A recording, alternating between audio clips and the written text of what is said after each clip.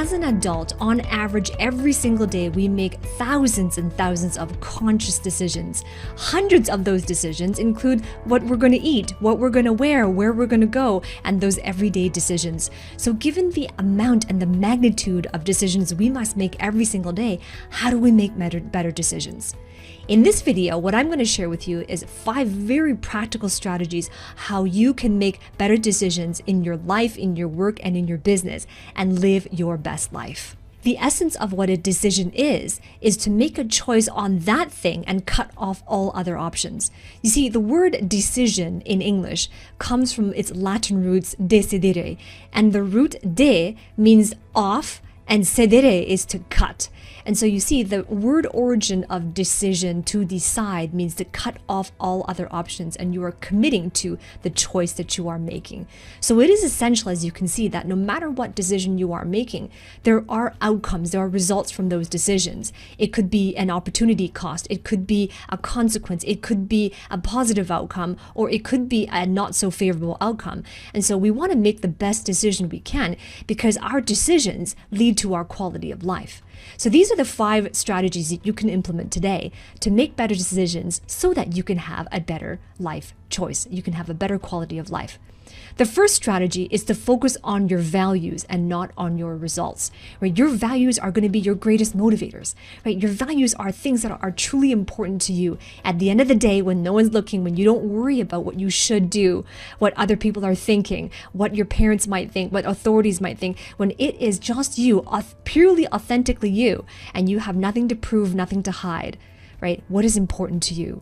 Those are your values, and they're your greatest motivators, because when you value that item, then no one has to remind you of it. When you value it, you are completely driven by it. You can't spend another day, a moment not thinking about it. It is truly what you value, and you will do it automatically, and you will be in flow. So focus on your values, not on your results.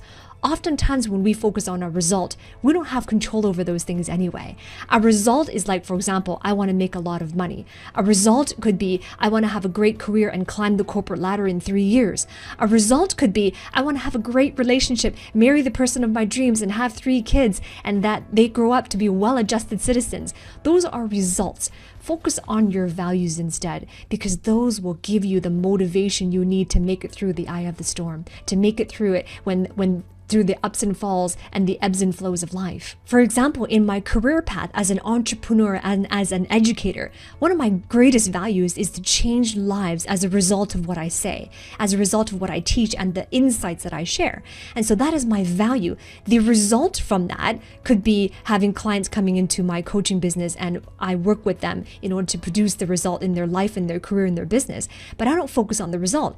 I simply focus on, am I saying something insightful? Am I sharing in my YouTube videos, for example, something that could really make a difference, something that is truly insightful, something that is truly proprietary and unique to help shift your perspectives?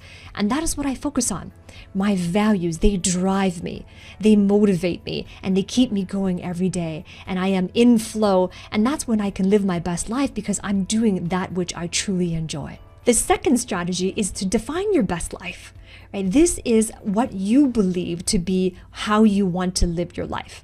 These are also the filters through which you make your decisions, right? Making decisions is nothing more than putting through the filters of what your decision making is going to include. Like, for example, if I'm making a decision on my career, the filters that I would put through are, for example, do I want to be traveling 80% of the time, or do I want an office job, right? Do I want it to be interactive with cultures all around the world, or do I want the business that I work in to be local, right? So these are various filters that you make your decisions with. So when you choose your best life, you are defining for you, with your own criteria, your values, as I mentioned before, of what is your best life. What does it look like? What does it feel like? What are you doing? What is it empowering you to be able to do? What opportunities are present? Who is there with you? What does success feel like? All of these things is your best life. You define them. You set the filters that you're going to filter your perspectives through to make your decisions. And when you do that out of a place of authenticity, then you make the best decision for you. And it will be the best decision for you because these are the filters that you're going to live your life through. The third strategy is to allocate your energy appropriately. Right? There are going to be decisions you make every single day that are different in magnitude. Some decisions will be really heavy and big decisions that maybe they have bigger consequences, right? Maybe if there was potential for failure, that failure would lead to really heavy and monumental consequences. And then there will be a lot of decisions that are smaller decisions that aren't so heavy, that aren't as profound depending on the outcome. And so it's really important that you separate the big decisions from the smaller ones. If they're bigger decisions, and therefore the ones that have heavier or more consequential outcomes, then those are the ones that you want to allocate more of your energy towards. This includes your mental resources to make that decision, the time spent to make that decision, other resources that you need to make that decision, including data, involvement of key stakeholders or other people that are included, right? All of these things are more impactful for bigger decisions. However, on the other hand, if the decision is a small decision, then don't sweat it as much. Most of the times we feel so exhausted and we are indecisive because we are allocating equal amounts of energy on those both decisions. So if you allocated equally a lot of decisions, a lot of energy on the small decisions, and you're worried about the decisions, even as simple as what you're going to wear that day, or what car you're going to buy, or something of a smaller decision, then what you're doing is you are going to go and have decision fatigue sooner. You see, from decades of neuroscience research, it is shown that our brains can handle a maximum capacity of decisions per day. And this is because the way that our brain makes decisions, there's two modes that we make decisions from. The first mode, or the modality, is through our intuition. And these are more automatic decisions through our intuition. The other mode that our brain makes decisions from is when we make a very conscious decision with rationale, with reasoning behind it, and that involves our prefrontal cortex. It's the area behind your forehead. And when we make decisions from that modality, there's reason behind it. There's a true rationale. There's more thinking behind it. That's the conscious choice that we are talking about here. Big decisions include the rationale brain, the executive centers, which is the prefrontal cortex. And in our day, our brain has a limited capacity to how many decisions we make. And so once we have started to max out on that capacity, then our brain goes into protection mode. And when it goes into protection mode, it shuts down on the prefrontal cortex, which is the rational decision-making area. And when it shuts down on the rational decision-making area, all of a sudden our decisions are less rational. They're decisions we wouldn't normally make if we had more energy or if we were more awake or alert. And so that's what happens when we max out on our decision making every day. So that's why it's crucial to separate big decisions from small ones and not to sweat the small stuff. Because if you sweat the small stuff, you're using up your mental resources on a daily basis. And the decisions the energy that you could put in a more heavily weighted decision are now limited because they're being allocated to small, less important decisions or less high priority decisions. Right? So allocate your energy appropriately for your decisions, and it'll help you to make decisions every single time.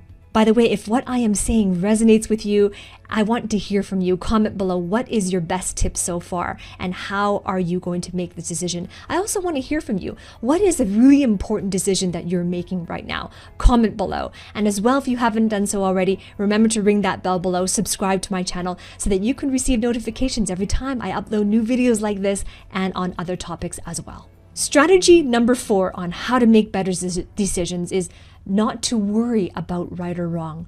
Don't worry about making the wrong decision or the right decision, because most times there is no right or wrong. There's only what works.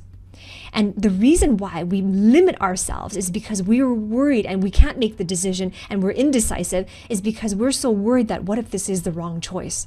What if there's a better choice out there?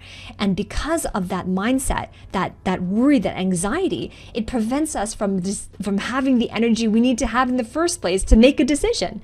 So don't worry about being right or wrong. Instead, focus on what will work for you. And that goes back to understanding what are the filters through which you're going to live your life and what is important to you. What are your values?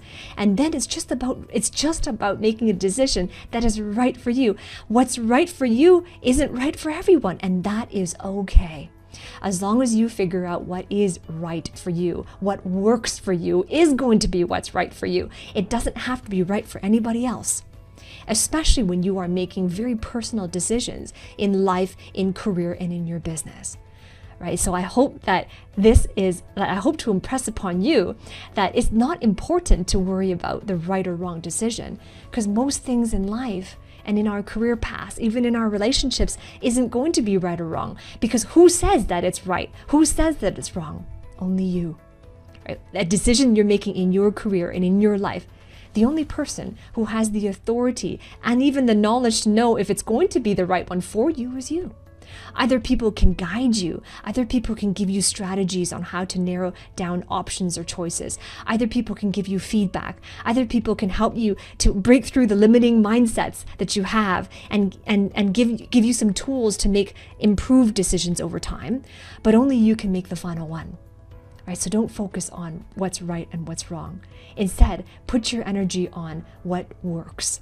That leads us to the final strategy on how you can live your best life and make your best decisions. And that is to challenge your constraints. We all have constraints.